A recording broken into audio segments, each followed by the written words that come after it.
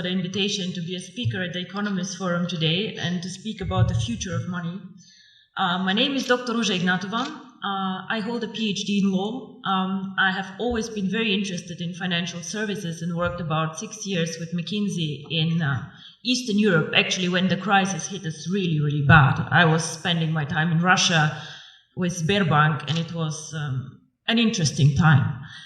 I want to speak today about, as I said, the future of money, the future of payments, and I am, how to say, a bit sad to listen to the speaker before me, who are having such a gloomy outlook, focusing on all the issues that the region faces, and showing us a future where we have to do a lot of catching up in Eastern Europe, a lot of work, a lot of tasks, a lot of issues.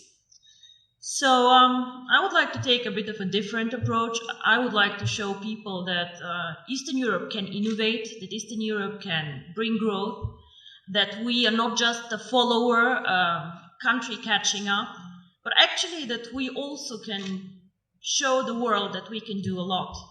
Our company, which is very young, 1.5 years old, actually writes history currently with cryptocurrency. OneCoin currently reached a market capitalization of $1 billion 3 days ago, which makes me extremely proud. And we have a network of 650,000 users over 190 countries, and we come from Eastern Europe. We started actually in this country, we had the idea in this country, and we do not only describe the future of money, actually we take a very active approach of shaping the future of money. So, Southeastern Europe is a very good place to live, and I'm born here. I have been not raised here the whole time, but I feel home here. But however, even we cannot take an isolated approach and see ourselves as an own microcosmos. The world is getting smaller and smaller. We are living in a world with globalization. Technology is developing at a speed that makes me dizzy sometimes, seeing what happens around us. And all the innovative companies like Facebook, Google, Apple, all of them, unfortunately, are either not even coming from Europe, or like we are just a follower and just saving all our money in Eastern Europe, which is a lot of money for us to go and to buy the newest iPhone outside. So with globalization, the world becomes much smaller, much more transparent, and the needs of consumer and of companies actually change a lot. We have a lot more needs for cross-border transactions. Even as a simple customer, I have to do a lot of shopping, a lot of things outside my country. So of course, this is a need that we need and we have to address with a company. So what is the future of money? In my opinion, the future of money, or a big part of the future of money, will be outside the banking system as we know it today. Traditional businesses either will change or new entrants will come in the market. One of the most spectacular entrants that I've been following now for about 5 years is Bitcoin. Now, Bitcoin is a cryptocurrency, the first cryptocurrency, the biggest cryptocurrency currently. And these people who created Bitcoin, nobody officially knows who they are, have my fullest respect for the innovation, disruption, and value creation that they actually did to the financial market. Of course, wherever there's value creation, speculators come, and a lot of turmoil can happen, but these people created something new and something really exciting. Bitcoin and the blockchain technology, which makes financial services independent from governments, independent from regulators even, and independent from banks as we know them, already starts changing the world we live in. However, Bitcoin until now and the more sophisticated cryptocurrencies have been a payment system, an investment system for the either very sophisticated people out there with a very, very solid IT background, for the smart ones, or for the elite who has a lot of money and diversifies their portfolio with a new exotic investment like Bitcoins. The market is still not very big, with a market capitalization fluctuating between 2 and 3 billion, transactions happening every day about 200 million euro. So we still have a lot of potential to grow in the cryptocurrency market, but we see a start.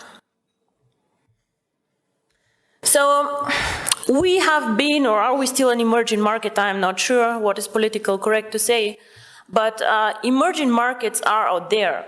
And we can speak about Latin America, we can speak about Asia, we can speak about Africa, extremely interesting market actually, which is like catching up now. And we can speak about also the small Asian countries. In all these countries, we have an issue that we also had here actually, a lot of people who are underbanked, unbanked, or just forgotten by the big players. Why? Because they're poor, because they have needs that are not that interesting in the transactions, or simply because some of these people do not have proper documents. I have been in countries where people, every one of them has a smartphone, but has no proper ID card. So how do these people bank? I have been in Singapore and seeing Indian people working very, very hard to support families in India. How do these people send money to their families and to their loved ones? Remittance business in Dubai, all the Filipinos working there and pushing economy. What do these people do? What they do is they either go to a bank to do foreign exchange, they go to a Western Union outlet, and they pay high fees. Because why? We as a financial sector charge always most the ones who are the poorest, who are like the ones with the needs that nobody else can serve. If you're an affluent customer, if you have a lot of money, the banks will fight for you, they'll give you cards for free, they'll do their best to make you happy. But the people out there, the mass customers, the ones who actually change the world, the ones who are working for economy, these people are underserved, underbanked, and I believe that cryptocurrency can change their life. And not only me, actually, I think Bill Gates believed the same and said that cryptocurrency can make a huge difference for emerging markets. So, what is really the future of money? I believe that if cryptocurrency is spread out there to the mass market, to people who can be made understand cryptocurrency, and as you say, cryptocurrency sounds very, very complicated, hidden, complex. Can I do it? If we manage to make cryptocurrency actually accessible to people out there who are smart enough to understand the smartphone, who are smart enough to move and to work in an Asian country, if we make it simple, we can become actually the next mass phenomenon, like Google, like Facebook, become a network of active users. Until now, cryptocurrency did not make the leap, in my opinion, because it is not user-friendly, because it's not easy to use for the mass market, and because people perceive it as very difficult. So the person or the company who makes it actually to make cryptocurrency easy to use, accessible in the markets that need it, and this is not the US, gentlemen, this is the emerging markets where people want to work with it, to use it. If we make cryptocurrency not only a tool for speculators and investors to make quick money, but make it usable, if we work on KYC, on documentation, on making it transparent and bringing cryptocurrency to the traditional world, with the regulators, by the way, the US actually government, 4 weeks ago, they said that cryptocurrency is actually in a status equal to commodities. So it means that actually cryptocurrency can be treated like virtual gold. Commodities is gold, is silver, platinum, and apparently bitcoins. So the future of money can be searched, I think, outside the banking system because we are still more flexible. We do not fight the issues that the banks have. And because we think that the next big thing is based on technology, on the internet, and on the network phenomenon that we see in all these big companies out there. I think if we manage to provide a consistent strategy, a case to use the currency, and an easy access, which is aligned with the regulators out there, transparent, safe, cryptocurrency can actually be one of the preferred methods of payment, and not only bank transfers, card transfers, and all the traditional ways that we deal money with. My future, or my vision actually, is the one card, making cryptocurrency one currency like the euro, like the dollars, that you just can go and spend with your card, which can be a Visa, MasterCard, China Union Pay, whatever. Make it a real currency that people just can go and spend out there. I have done my job whenever all of you can go with their card and just spend OneCoins for a dinner. This is when cryptocurrency actually became real for me.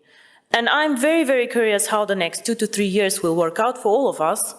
And I hope I'm right, that the future is with technology and with us. Thank you very much.